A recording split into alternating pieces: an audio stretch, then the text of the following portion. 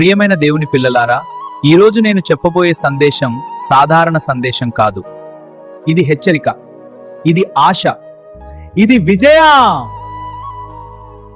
Book of revelation చాలా మందికి ఇది భయంకరమైన గ్రంథం, కానీ విశ్వాసులకు ఇది మహిమగల గ్రంథం. ప్రకటన 1వ అధ్యాయం. జాన్ ద అపోస్టల్ పత్మోసు దీవిలో ఒంటరిగా ఉన్నాడు. అక్కడ ఒక్కసారిగా పరలోక దర్శనం.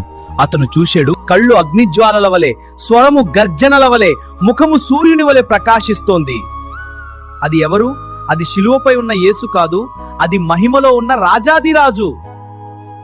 బ్రదర్, నీ సమస్యలు ఎంత పెద్దవైనా నీ యేసు ఇంకా గొప్పవాడు. ప్రకటన 2-3 అధ్యాయాలు ప్రభువు 7 సంఘాలకు మాట్లాడుతున్నాడు. ప్రతి సంఘానికి ఒక మాట: నీ క్రియలు నాకు తెలుసు. అయ్యో, మన పనులు దేవునికి తెలియవా? లవోదికేయ సంఘం గురించి చెప్పినప్పుడు, నీవు చల్లగా కూడా లేవు, వేడిగా కూడా లేవు. బ్రదర్, మన ఆత్మీయ జీవితం ఎలా ఉంది? మన ప్రార్థన జీవితం బలహీనమైపోయిందా?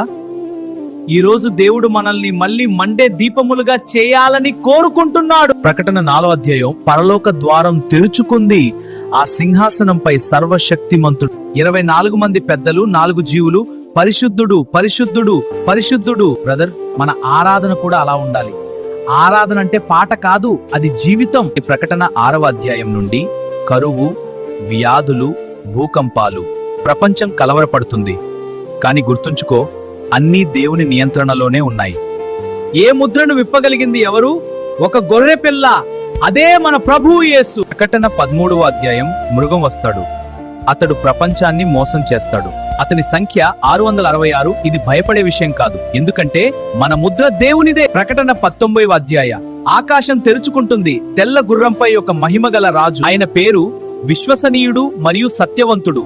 అతడు శత్రువులను జయిస్తాడు. తాపానికి ముగింపు, దుష్టత్వానికి తీర్పు. ఇదే మన ఆశ. ప్రకటన 22 అధ్యాయాలు. కొత్త యెరూషలేము దిగి వస్తుంది. అక్కడ కన్నీరు లేదు, మరణం లేదు, బాధ లేదు. దేవుడు మనతో నివసిస్తాడు. అది శాశ్వత ఆనందం. బ్రదర్, సిస్టర్, ప్రభువు త్వరలో రానున్నాడు. నీవు సిద్ధంగా ఉన్నావా? ఈరోజు నీ హృదయాన్ని పరిశుద్ధం చేసుకో. ప్రార్థనలో నిలబడు. విశ్వాసంలో బలంగా ఉండు. ప్రకటన గ్రంథం భయంకరం కాదు, ఇది విజయం ప్రకటించే గ్రంథం.